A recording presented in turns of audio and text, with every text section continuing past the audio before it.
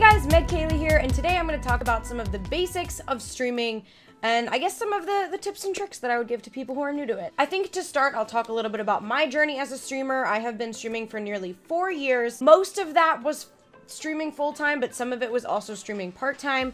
And I've just always been very passionate about streaming. I think that it's such a unique type of content creation because you get to interact with people live and in real time. I love that with streaming, you get the ability to directly impact somebody's day right then and there.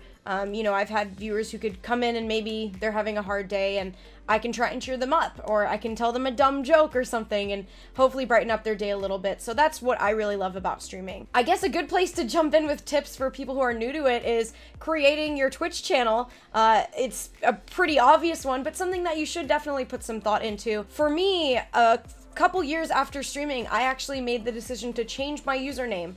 It used to be Sinfully Riddling, and I changed it to Meg Kaylee, which is my name, for a number of reasons, but one of the main ones being that Sinfully Riddling was, you can hear when I'm saying it, it's not the easiest to pronounce. It was very commonly mispronounced, very commonly misspelled, and was just not a good name for a brand. I came up with the name when I was probably like 13 or 14. I was very young, and I never really thought about the fact that, yeah, it's just a username, but I didn't think about how down the line it could turn into the name of my branding. Definitely be smart about your branding. Take some time to really brainstorm, come up with something that represents you, but something that is also easy to remember and easy to spell. And this next thing is arguably maybe even more important than choosing your name, and you might even want to do this before you choose your name because maybe it'll tie into your name, and that is planning out what your channel is going to be. Are you going to be a variety streamer who plays lots of different games on your channel? Or are you gonna be a streamer who streams the same game consistently each day? Or are you not even gonna stream games? Are you gonna stream art? Are you gonna stream, you know, singing? Are you gonna stream some other kind of content that's not games? You really wanna sit down and think about that, and also think about the type of content that you wanna create. Do you wanna be more focused on strategic, skilled gameplay? Or do you wanna be more focused on just kicking back, having fun, not really putting, you know, crazy effort into the game, and more so just focusing on hanging out with your chat and having a good time? When you're building your audience, they're gonna keep coming back because there's a certain element to your stream that they like, whether it's your personality or the way that you interact with chat or the way you play the game. There's gonna be a specific thing that they really like that they're coming back for. And if you're constantly changing the elements of your stream all around, that element that they really like may no longer be there, and it may just be very confusing to them from an audience standpoint, and it may cause them to leave. So it's important to kind of think about in advance what your channel is gonna look like and what you wanna do with it.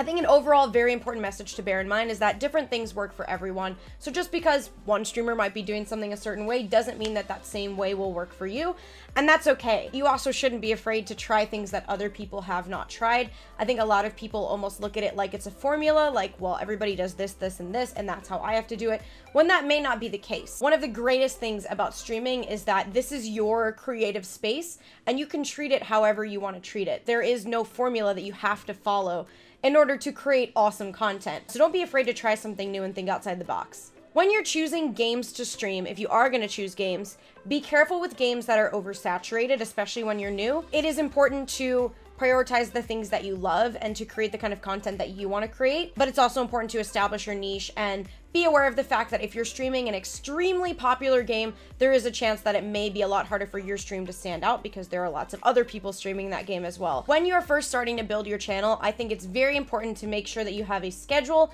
for your viewers to look at to know when you're going to be live. It definitely can be challenging to have a consistent schedule when you are doing a lot of other things. When I first started streaming, I was also in college full-time, and I was working a part-time job, and I was trying to build my stream as well. And so it was very difficult to juggle things. So my approach was, at the end of every week, I would go into my panels and I would kind of assess, what did I have coming up that next week? Did I have a lot of work I had to do? Did I have to take over an extra shift or something like that?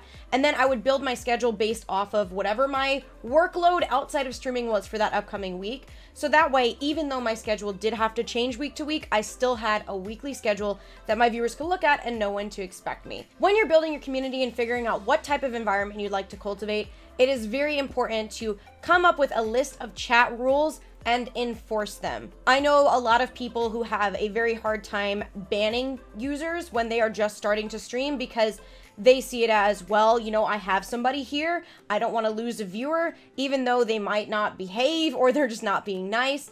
I don't want to remove them because I'm losing a viewer. And while I can understand why you might have that concern, I also feel that it's very important to remove people who are acting that way. Not only can it put a negative strain on you while you're trying to have fun and create content, it also runs the risk of scaring away good people in your community who might actually be fun to have around in your streams. So don't be afraid to drop the ban hammer and get rid of people when you need to. I think something that a lot of people fall into when they're new to streaming is feeling like they need to stream 12, 15, 20 hours a day, and that can become very unhealthy and can lead you on a fast track to burnout very quickly. So it's important to keep quality over quantity in mind and not push yourself to stream more than you're able to. It's really up to you to determine what works best for you, what your energy levels can tolerate, and what's gonna fit best in your personal schedule. But don't let that sort of outside pressure of you need to be streaming 24/7 weigh on you and make you feel like you can never not be live, because I don't think that that's true, and I think that that can be a dangerous mindset to fall into. So don't be fearful about streaming less if it's going to be better quality content. Another tip I have is a pretty basic one, but an important one, and that is to keep talking. I think a lot of times people might think, oh, well, there's nobody in my chat right now. You know, why should I bother talking? There's nobody here. I'm not gonna be talking to anyone. You never know when a new viewer is gonna stop by. And when a new viewer stops by, you have a second or two to grab their attention and catch their interest and get them to stick around. If someone comes in and you are just kind of sitting there, blankly staring, you know, not really doing anything super attention grabbing, they might just leave right away. But if you're in the middle of telling some crazy story about how you slipped on a banana peel at the grocery store and then got in a fight with some guy dressed in a hot dog suit, that's an interesting tidbit that is going to grab their attention. Something I think can be really helpful is if nobody's in chat and you're not able to interact with anybody, pretend like you are recording a Let's Play for YouTube and like you're recording yourself playing gameplay. What would you say? What would you commentate on in the game? And just keep talking, because you never know when someone's going to come by and you want to be able to grab their interest in that split second that they're there. And on the note of chat and viewership and all of those kinds of things, don't focus on the numbers. Focus on the people who are there. Every single viewer that comes by is a human being who is choosing out of all of the things in the world that they could be doing to entertain themselves. They're choosing to come by and watch your stream, and that's really important. That means something. So focus on the people who are there hanging out with you rather than getting caught up in the numbers. And if you feel like your live viewership count is putting some sort of strain on you or making you feel bad, hide it and try not to look at it. In general, you've just got to remember there's really an ebb and flow to content creation. The progress when it comes to streaming or being a content creator is never just going to be like a straight line going up. That's just not how it's going to be. It's going to be up and down and up and down. It's just going to be a roller coaster. And you have to prepare for that going into it and understand that you're going to have some days where things go great and you're going to have some where, you know, maybe your viewership is lower than you were expecting, or maybe everything is breaking for some reason, or your game won't launch, or, you know, sometimes you're just going to have those rough days and you just have to embrace that and know that it's up and down. Overall, you are progressing, so you just have to keep that in mind and remember that there's going to be that ebb and flow. Something I think a lot of people underestimate is the value in using multiple social media platforms. Use Twitter, use Instagram. If you want to, you could even create YouTube video compilations of stream moments and share them there as well. You could use a Facebook page, you can use Reddit. There's lots of Reddit threads out there that are all about, you know, streams and streamers meeting each other and things like that. Definitely take the time to set up social media accounts if you don't have them already and put them to use. I personally lately have really liked to go back and create little clip compilations after a stream. If something funny has happened during the stream or something interesting, I will mark down the timestamp, and then after the stream, I'll go back and I'll create a little clip compilation of that moment, and then I'll cross-share it on Twitter, Facebook, Instagram, wherever else.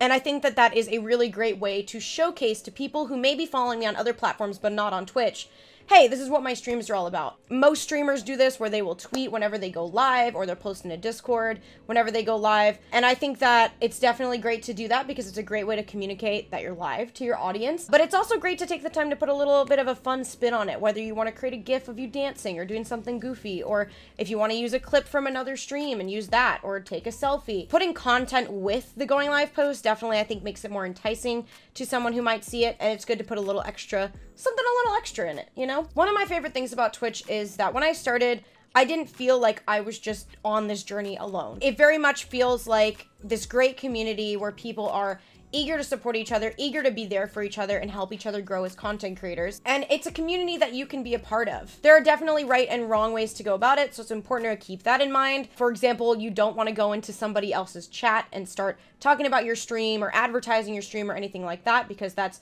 generally not very good stream manners, if you will, but it is good to support other streamers. You can host and raid other streamers after you're done with your stream. Send your viewers over there. Maybe in the future they'll send their viewers to you. It's very much a back and forth kind of thing, and from a viewer standpoint, you know, no viewer, I think anyway, maybe some are, but most viewers are not just watching one channel, just like most people don't watch one TV show or one movie or read one book. You know, there's lots of entertainment that people like to participate in and watch, and that definitely applies to streaming as well.